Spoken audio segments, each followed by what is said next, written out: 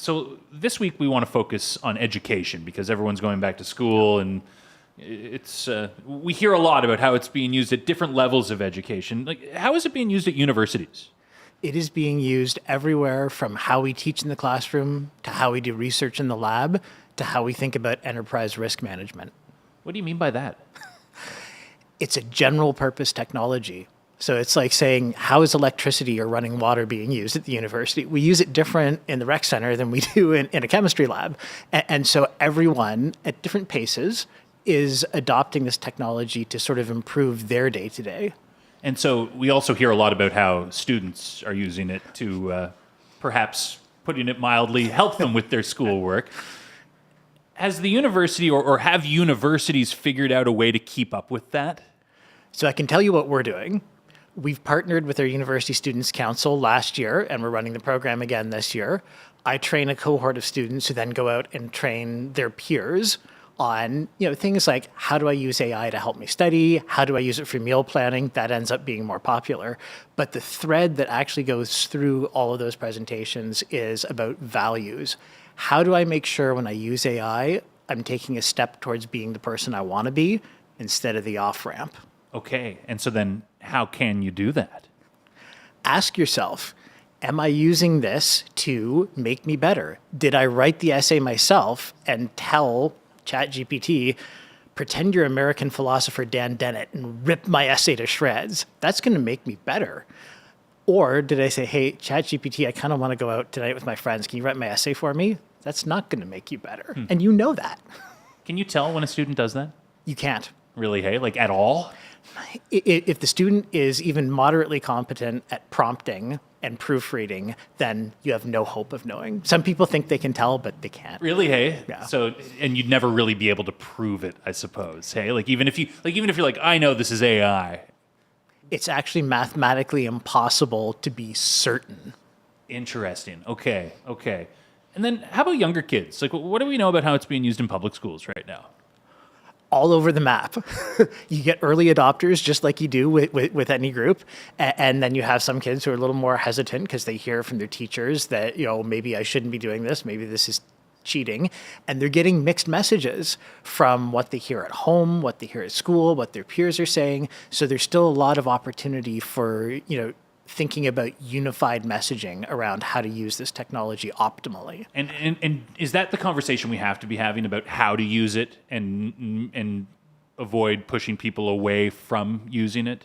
Absolutely. So trying to ban it isn't going to work, and it's not going to serve the students, but teaching them to always fall back on their values and am I using this in a way that makes me better, or am I doing the other thing? How important is knowledge of AI going to be for the next generation of humans that will guide us through? Kind of like asking how important reading and writing Really? is. Yeah, Actually, you really feel that way, hey? I think it's going to be ubiquitous, and the expectation, whether you're going for a job or for higher education, is going to be that you know how to use this tool effectively. How concerned are you about that? I have faith in humanity. We've made it this far. We've survived technological revolutions before, and I think we can do this thoughtfully and collectively and use this as a tool to empower us. We can do that. We can. Do you think we will do that? Yes. Where does that faith come from? Because we're still here. Because the technology you're using to broadcast right now, we've used for profoundly good things. We've used it for bad things too, but net overall, society still exists. So we've heard so much about advancements over the last couple of years. Like ChatGPT came out a few years ago, and that was just like mind-blowing. Yeah. How quickly is this technology moving at this point? We're still in a period of exponential improvement. You can pick any benchmark you want, compare it to PhD level scientists, look at the IQ by giving it the same IQ test you would give a human, and we're still in the knee of that exponential ramping curve. So stay tuned for what happens next year. Do you have any advice for parents who might be listening and wondering how they can help guide their kids through this world? Yes. I mean, as a parent of two teens myself, I think the most important thing I do as a parent is impart values to my kids. So really, with this technology, it's critically important. You don't make the conversation about the shiny technology.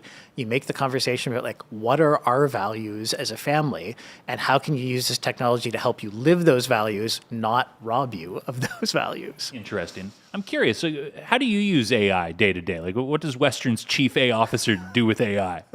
Everything from summarizing the huge amount of news that happens in the space each day so that I'm at least moderately up to date, to helping me in my research, in my role as a professor, to working with students who, in some cases, have challenges communicating. So I had a dyslexic undergrad student a couple of years ago, and when ChatGPT came out, it changed her life because she felt I no longer have to rely on a human, and I don't want to be embarrassed and ask a human for help. I now have a partner that I can co-create with and get my thoughts on the page. Wow, okay. So it can do a lot of, it can really help a lot of people too. It can. Yeah. You mentioned that you use it to summarize the news in the AI space. Just for someone listening right now who isn't using these tools and is maybe thinking, maybe I should, or maybe I should dip my toe in just so I don't get left behind. How do you do that? The best possible thing you can do is pick a platform. Could be Microsoft Copilot, ChatGPT, could be Cohere's AI, a good Canadian company. Sit down and just try to do things with it. Take the 3 things you hate most about your job and try to automate them. It won't be able to do all of them, but it might be able to help with 1 or 2. Now you've improved the quality of your life, and in the process of interacting with it, you're learning how to use it.